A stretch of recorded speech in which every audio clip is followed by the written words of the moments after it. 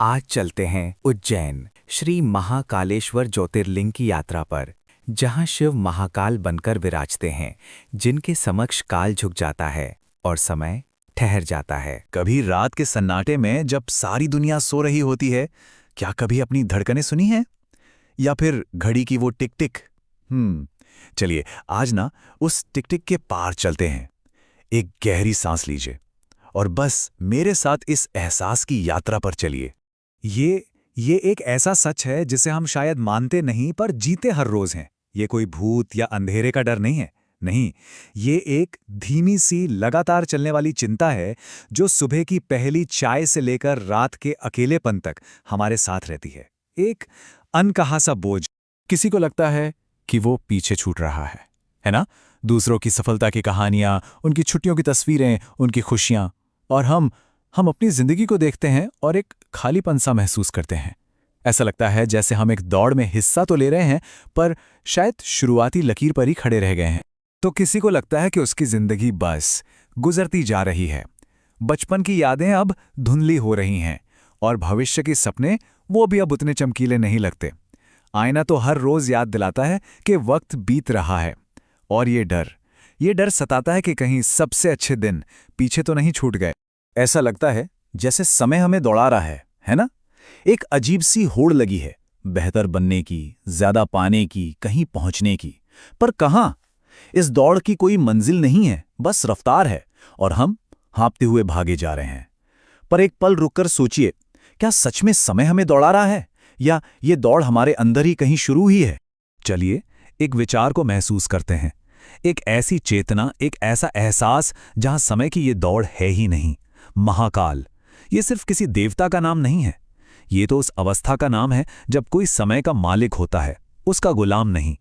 हम में से ज्यादातर लोग ना अपना जीवन पहले श्रेणी में जीते हैं, समय की नदी में बहते हुए, कभी अतीत की यादों में डूबते हुए, तो कभी भविष्य की चिंताओं में। पर एक दूसरा तरीका भी तो है, नदी के किनारे शांत खड़े होकर बस उस बहाव को देखना, बिना डूबे, बिना बहे। जब डर बढ़ता है तो क्या होता है? एक कहानी है जो सिर्फ एक शहर की नहीं, हम सबके मन की कहानी है। कहते हैं कि एक बार उज्जैन नाम की नगरी में डर का साया फैल गया था। और ये बाहर के असुरों का डर नहीं था। ये वो डर था जो सांसों में घुल जाता है, जो रातें मुश्किल कर देता है। तो समय और तेज भागने लगता है, और जब डर हमारे अंदर घर कर लेता है ना, तो समय की चाल ही बदल जाती है। हर पल एक बोझ सा लगता है, हर अगला क्षण एक खतरा। हमारा जो वर्तमान है वो सिकुड़कर बस उस डर को संभालने में खर्च हो जाता है, और वक्त तेजी से भागता हुआ महसूस होता है, क्योंकि हम ठहरना भूल जाते हैं। तो फिर तब शिव कैसे आए? उस घबराहट और बेचैनी के आलम में एक पुकार उठी, शांति की, स्थिरता की। पर जब जवाब आया तो वो कैसा था? क्या वो किसी योद्धा की तरह था जो लड़ने आया हो? नहीं, शोर का जवाब और ज्यादा शोर से नहीं दिया गया, बेचैनी का इलाज और ज्यादा हलचल से नहीं। शिव आए एक गहरे मौन की तरह, एक अचल अडिग स्थिरता बनकर। कथा कहती है कि वे धरती से एक प्रकाश के स्तंभ की तरह प्रकट हुए। न कोई शस्त्र, न कोई विनाश, बस एक ऐसी मौजूदगी जिसे देखकर भागता हुआ मन अपने आप ठहर गए, जिसे देखकर डर को भी रुकना पड़े। असल में यही महाकालेश्वर ज्योतिर्लिंग की कहानी का सार है। और सच पूछो तो यही हमारे जीवन का भी सच है। जब जिंदगी का तूफान हमें हिला रहा हो तो हमें किसी जादू की जरूरत नहीं होती। हमें बस एक लंगर चाहिए, एक विश्वास, एक ठहराव जो हमें अपनी जगह पर थामे रखे। महाकाल वही आंतरिक स्थिरता है। कहते हैं कि महाकाल दक्षिण की ओर देखते हैं, वो दिशा जिसे हम अक्सर अंत से, नश्वरता से जोड़ते हैं। पर ये डरने के लिए नहीं है, ये तो बस ये याद दिलाने के लिए है कि हर चीज का अंत होता है। और जो इस सच को स्वीकार कर लेता है ना, वो छोटी छोटी बातों की चिंता से आजाद हो जाता है। उसका जीवन हल्का हो जाता है। सुबह की भस्म आरती, ये कोई डरावना रिचुअल नहीं है, बल्कि एक बहुत गहरी सीख है। ये राख, ये हमें याद दिलाती है कि जिन चीजों को हम इतनी कसकर पकड़े हुए हैं, ये शरीर, ये पहचान, ये सपने, ये सब एक दिन इसी राख की तरह हो जाएंगे। और ये राख चुपचाप हमसे बस एक ही सवाल पूछती है कि जिस चीज की मंजिल मिटना ही है, उसे पाने या बचाने के लिए इतनी भाग दौड़ क्यों, इतनी चिंता क्यों? ये सवाल हमें जगाता है। हम सब अपनी शांति को कल पे टाल देते हैं, है ना? बस ये प्रमोशन मिल जाए फिर आराम करूंगा, बच्चे बड़े हो जाएं फिर सुकून से जीऊंगा। और इस फिर के इंतजार में अब हाथ से निकल जाता है।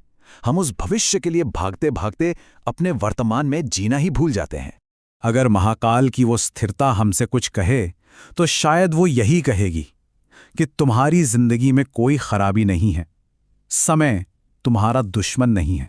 समस्या बस ये है कि हमने अपनी चाल किसी और की घड़ी से मिला ली है। दुनिया की रफ्तार, समाज की उम्मीदें, हम उनकी गति से दौड़ने की कोशिश कर रहे हैं और अपनी जो सहज, अपनी स्वाभाविक लय थी वो खो बैठे हैं। तो महाकाल कहीं दूर एक मंदिर नहीं है, ये हमारे अंदर का ही वो कोना है जहां हम दुनिया की दौड़ से रुककर एक सांस ले सकते हैं।